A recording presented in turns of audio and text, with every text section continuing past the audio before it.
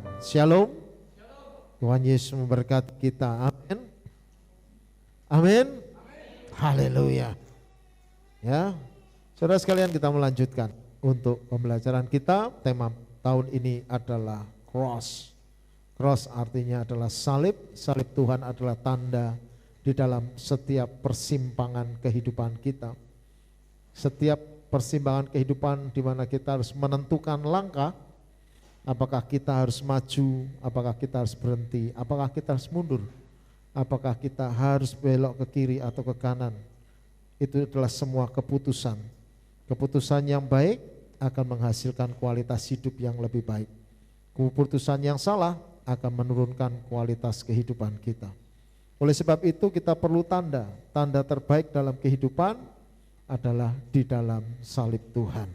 Oleh sebab itu kita mau belajar bagaimana salib Tuhan menjadi tanda dalam kehidupan kita. Dan pelajaran kita di bulan Februari ini adalah lihatlah anak domba Allah. Lihatlah anak domba Allah.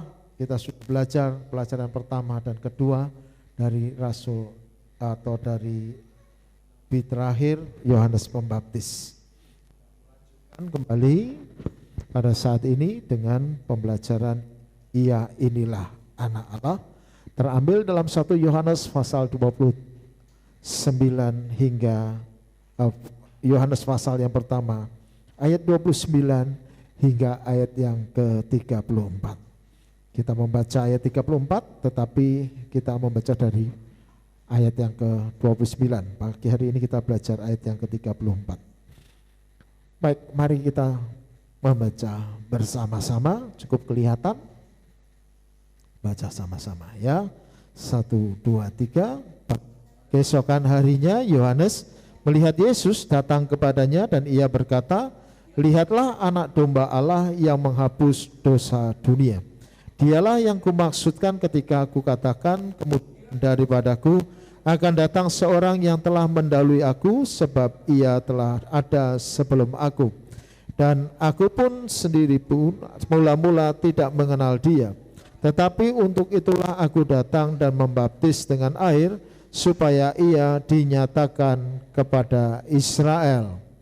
Lalu selanjutnya ayat 32, dan Yohanes memberi kesaksian, katanya, aku telah melihat roh turun dari langit seperti merpati, dan ia tinggal di atasnya. Dan aku pun tidak mengenalnya, tetapi dia yang mengutus aku untuk membaptis dengan air, telah berfirman kepadaku, jikalau engkau melihat roh itu turun ke atas seseorang dan tinggal di atasnya, dialah itu yang akan membaptis dengan Roh Kudus. Ayat 34, dan aku telah melihatnya dan memberi kesaksian, ia inilah anak Allah. Puji Tuhan. Saudara sekalian, Yohanes memberikan kesaksian yang kuat bahwa dialah anak Allah. Ini sesuatu yang pernyataan yang luar biasa, pernyataan yang sangat dahsyat. Keyakinan ini kuat saudara sekalian, kenapa? Karena ada satu fenomena yang luar biasa ketika Yesus dibaptis. Ketika Tuhan Yesus dibaptis, maka turunlah Roh Kudus ya ke atas Yesus yang diberitakan seperti burung merpati. Lalu dari langit yang terbuka, maka ada suara ya dari Bapa yang di surga yang menyatakan, inilah anakku yang terkasih, kepadanyalah aku berkenan. Ini merupakan peristiwa yang teramat menakjubkan. Pada saat itu maka Yohanes dengan satu pertanyaan kuat, ia ingin menyatakan dia inilah anak Allah.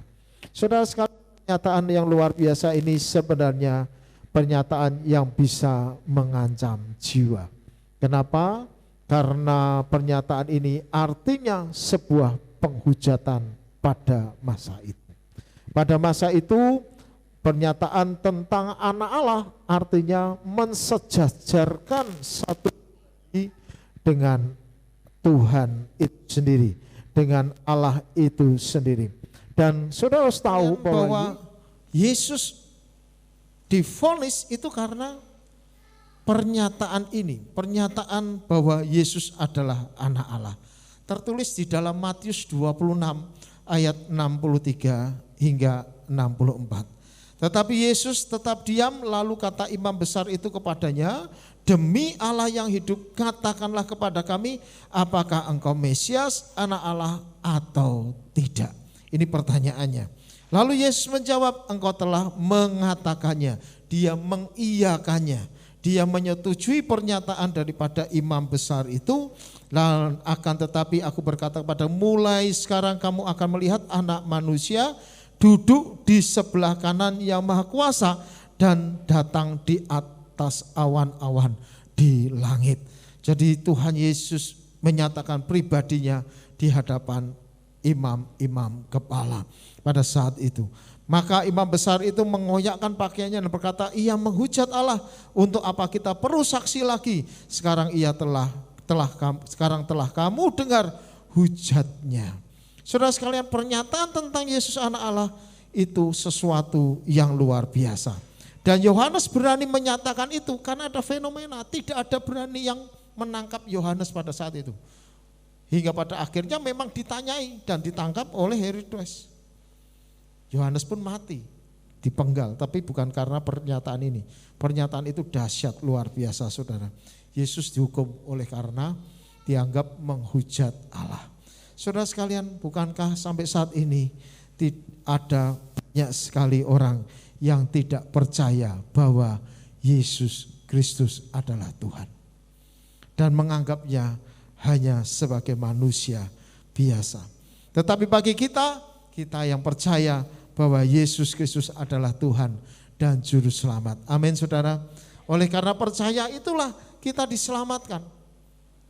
Oleh karena kepercayaan kita itulah maka keselamatan menjadi sebuah kepastian. Sebenarnya pernyataan ini diulang saudara. Ketika Tuhan dimuliakan di atas gunung, murid-murid datang, Yesus mengundang dua pribadi yang luar biasa bagi bangsa Israel. Yaitu Musa, pemimpin bangsa Israel terbesar, dan Elia, nabi yang terbesar. Saudara sekalian, dua pribadi ini bersama-sama datang menghampiri Tuhan Yesus dan disaksikan oleh murid-murid yang lain. Maka dikatakan dan tiba-tiba sedang ia berkata-kata, turunlah awan yang terang menaungi mereka. Dan dari dalam awan itu terdengar suara yang berkata, inilah anak yang kukasihi, kepadanya lah aku berkenan, dengarkanlah dia. Jadi saudara sekalian, ini ingin menyatakan betapa luar biasa Tuhan. Pernyataan ini diulang. Dan ini merupakan satu bentuk kepercayaan yang kuat. Bahwa kita percaya Yesus itu adalah Allah sejatinya. Oleh sebab itu karena dia adalah Allah yang sejatinya, sudah sepatutnya untuk kita percaya. Amin saudara. Hanya masalahnya sekarang itu Tuhan tidak menampakkan dalam konsep fenomena di masa modern semacam ini. Sehingga kita hanya perlu apa? Percaya perkataan dan pernyataan di dalam kebenaran firman. Perintah bagi kita pada saat ini adalah mempercayai setiap perkataan Tuhan Yesus. Karena semuanya itu adalah firman yang berasal daripada Allah. Nah, jangan sampai kita ini tidak percaya karena banyak orang hanya percaya ketika melihat dan bukan ketika mendengar. Sekedar mendengar orang susah percaya. Kita hanya bisa percaya melihat. Dan dunia dibuat semacam itu. Kalau kita melihat, menyaksikan, baru kita percaya. Maka seluruh sosial media dibikin model gambar. Kenapa? Oh ya, ada buktinya. Orang sekarang susah percaya hanya sekedar mendengar. Tetapi firman itu pernyataan suara. Pernyataan suara harusnya dipercaya dengan kita mendengar. Dengan kita memahami, dengan kita merenungkan, kita mempercayai. Nah, bagi kita yang hidup saat ini, saatnya kita mempercayai hal itu. Apakah ini menjadi hal yang terjadi sekarang ini? Enggak saudara, terjadi di waktu-waktu yang lampau. Kalau kita belajar di dalam Yohanes pasal yang ke-14 ayat yang ke-11, banyak orang tidak percaya juga dengan Yesus. Walaupun Yesus sudah menyampaikan banyak sekali perbuatan-perbuatan ajaib, perbuatan-perbuatan mujizat. Karena itu sampai Tuhan bilang ayat yang 11 daripada Yohanes 14, percayalah kepadaku bahwa aku di dalam Bapa dan Bapa di dalam aku. Atau setidak-tidaknya percayalah karena pekerjaan-pekerjaan itu sendiri. Jadi susah orang percaya hanya sekedar mendengar. Zaman dulu sampai zaman sekarang itu ternyata sama saja. Tetapi Tuhan memerintahkan kepada kita, apa? Dengarkanlah Dia. Sekarang bagaimana kita mendengar pernyataan Tuhan, mendengar pernyataan perkataan Tuhan? Yaitu ketika kita menerima Roh Kudus.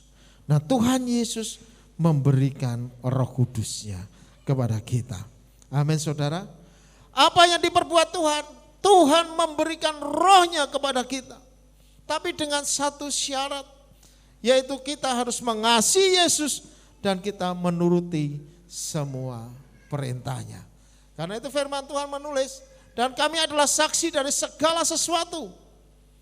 Kami dan Roh Kudus yang dikaruniakan Allah kepada semua orang yang menaati Dia. Jadi Roh Kudus ada dalam diri kita. Kita punya suara Tuhan dalam diri kita. Kalau kita mau menaati Tuhan. Dengan apa? Percaya, maka kita bisa menaati Tuhan. Saudara sekalian, Roh Kudus adalah Roh penolong. Dia menjanjikan ada seorang penolong yang lain. Jadi ini adalah pribadi yang lain yang akan menyertai kita selama-lamanya. Maka pembaptisan Roh Kudus dilakukan oleh Tuhan Yesus.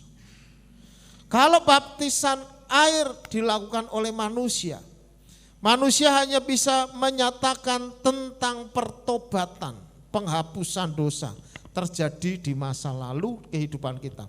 Maka kita bertobat, kita dibaptis, itu manusia bisa kerjakan sebagai simbol tentang selesainya dosa, tentang penghapusan dosa, sesuatu di masa lalu. Tetapi manusia tetap hidup untuk yang ke depan. Manusia hidup untuk masa yang akan datang. Nah, manusia yang hidup yang akan datang, bagaimana untuk tidak hidup dalam kesalahan, hidup di dalam kebenaran, hidup tidak melakukan pelanggaran, hidup tetap taat dengan peraturan dan tata yang sudah Tuhan tetapkan. Bagaimana itu terjadi? Kalau kita tidak mempercayai firman, akan kesulitan. Nah, Tuhan menolong kita dengan Roh Kudus. Dia akan mengingatkan setiap firman yang kita dengar. Nah, saudara sekalian, oleh sebab itu cintailah firman. Belajarlah percaya dengan mendengar. Amin, saudara. Betapa banyak orang punya masalah ketika hanya sekedar melihat. Dengan melihat orang bisa salah persepsi, salah mengerti, saudara. Tetapi dengan mendengar kita bisa saling mengerti, saling memahami. Kalau kita hanya sekedar melihat orang boncengan laki perempuan, oh ini selingkuh, oh ini kok pergi sama cewek ini, ada banyak arti di sana. Tapi dengan duduk bersama, saling ngobrol, berbincang, maka bisa saling mengerti. Mengapa pergi berdua, mengapa pergi ke sana. Ada saling pengertian. Itu terjadi di dalam perbincangan.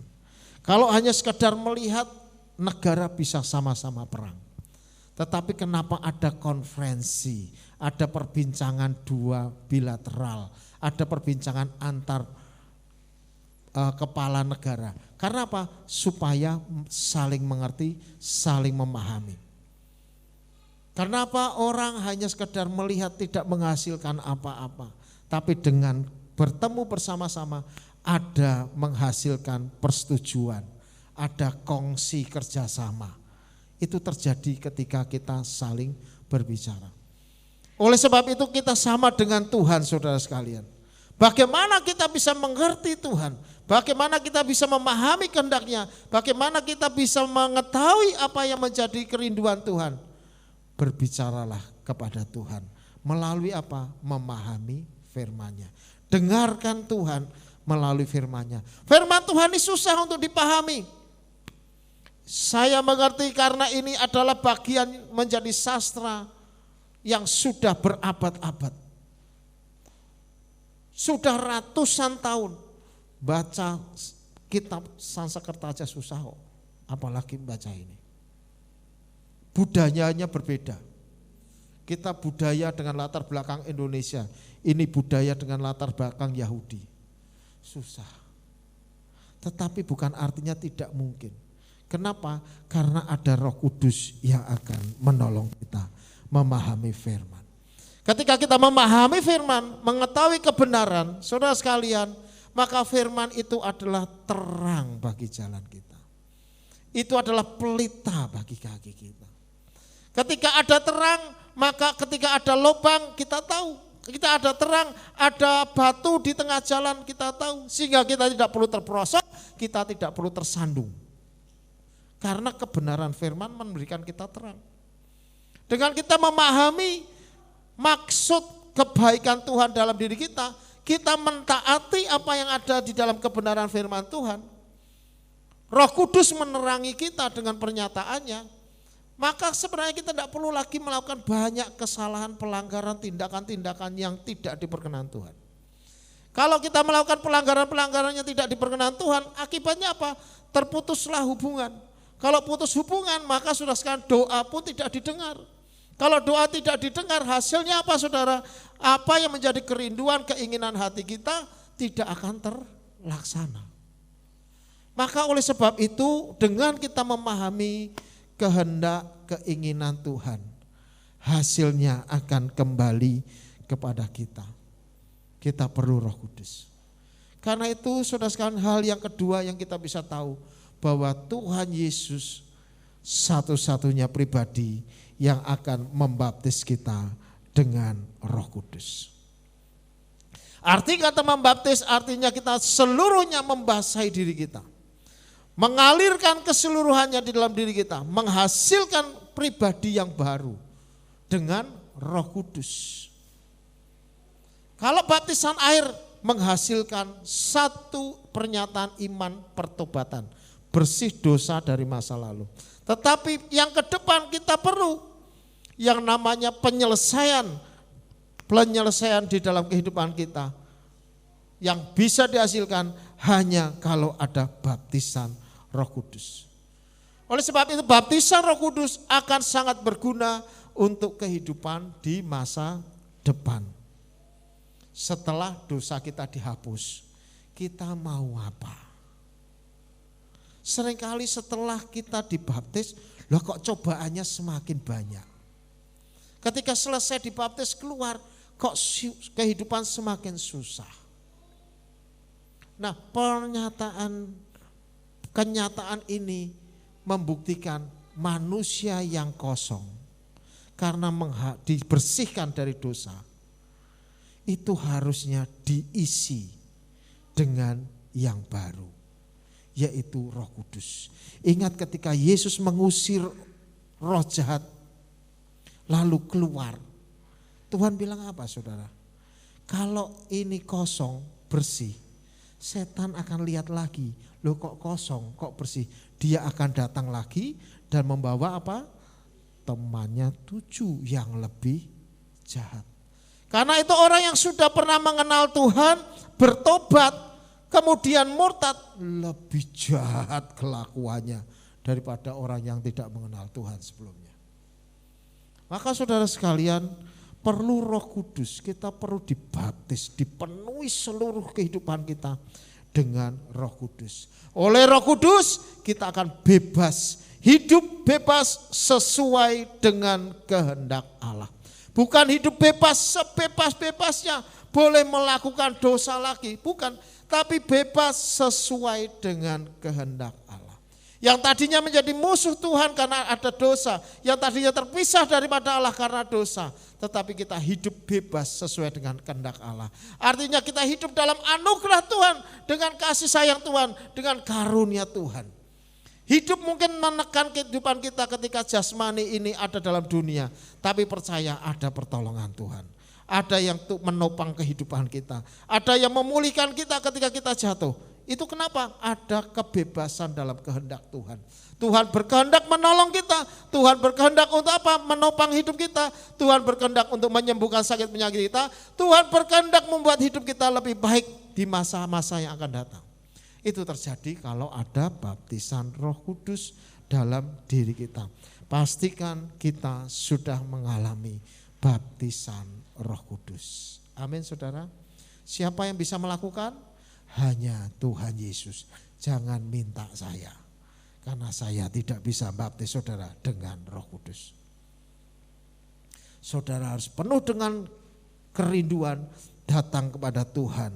Minta kepada Tuhan. Sungguh-sungguh berharap kepada Tuhan. Tuhan baptis aku dengan Roh-Mu. Itu hanya hubungan pribadimu dengan Tuhan.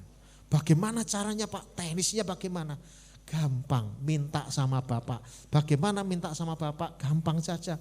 Engkau bisa ada di dalam ruangan sendiri, di dalam kamarmu sendiri karena ini hubungan pribadi. Sungguh-sungguh datang kepada Tuhan kalau perlu puasa. Bilang sama Tuhan dengan bersuara, biarlah telingamu mendengar. Apa yang kau harapkan, minta kepada Tuhan dengan segenap hatimu. Sungguh-sungguh Tuhan baptis aku dengan Roh-Mu. Tuhan baptis aku dengan Roh-Mu. Nanti saudara merasakan kedamaian yang luar biasa.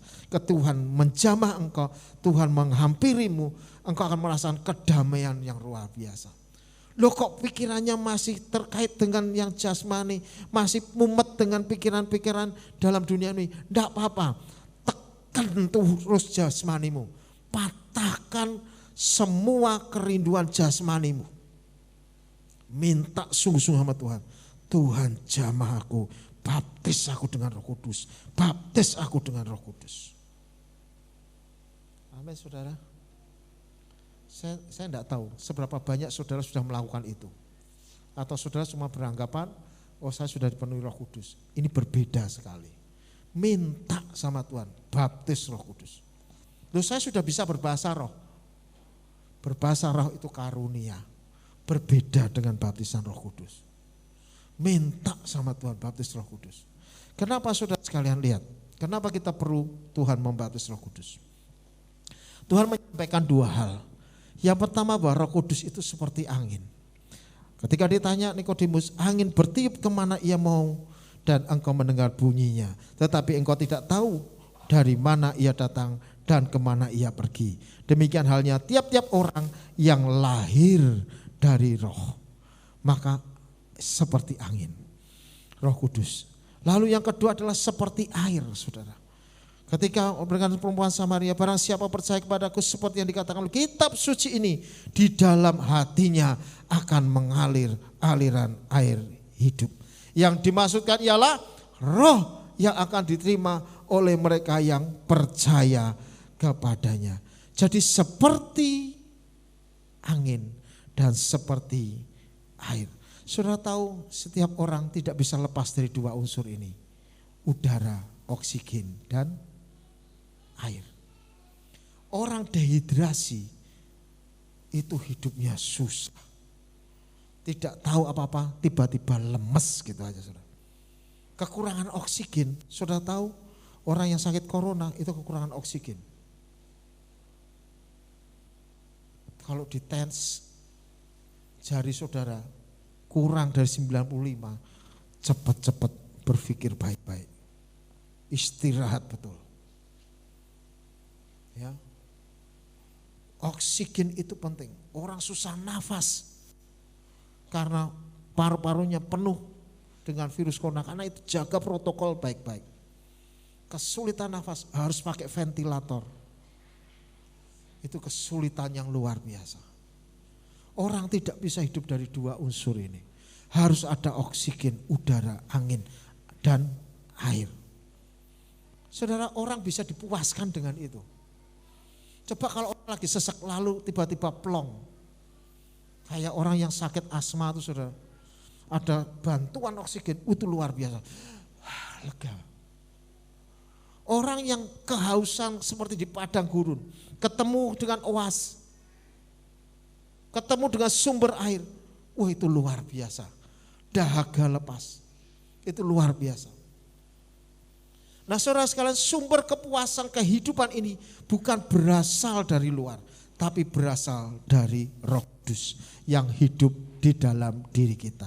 Tuhan Yesus menjawab, barang siapa minum air ini, ia akan haus lagi. Tapi barang siapa minum air yang akan kuberikan kepadamu, ia tidak akan haus untuk selama-lamanya. Sebaliknya air yang akan kuberikan kepadamu akan menjadi mata air di dalam dirinya yang terus-menerus memancar sampai kepada hidup kekal. Air apa yang bisa sampai hidup kekal? Ini pernyataan tentang Roh Kudus dalam diri kita. Nah saudara sekalian, kalau ada Roh Kudus dalam diri kita, itu seperti sumber sesuatu yang ada dalam diri, meluap keluar, terus membual, terus menghasilkan air. Nah orang yang semacam ini tidak akan pernah merasa kekurangan. Artinya dia merasa ada sumber kepuasan di dalam dirinya. Orang kalau sudah merasa puas saudara, semua hal yang di luar itu menjadi tidak terlalu penting lagi. Pencobaan, kesulitan, masalah, persoalan dalam hidup tidak terlalu penting lagi. Kenapa? Hidupnya sudah dipuaskan. Kalau engkau ada di dalam Roh Kudus, ada di dalam dirimu, Roh Kudus akan membuat engkau merasa puas dengan kehidupan. Sekalipun masalah masih ada, sekalipun persoalan masih harus dihadapi, tantangan harus di depan mata, tapi ketika engkau puas dengan kehidupan, maka itu hasilnya akan menghasilkan rasa yang berbeda. Kenapa? Bersumber dari dalam diri.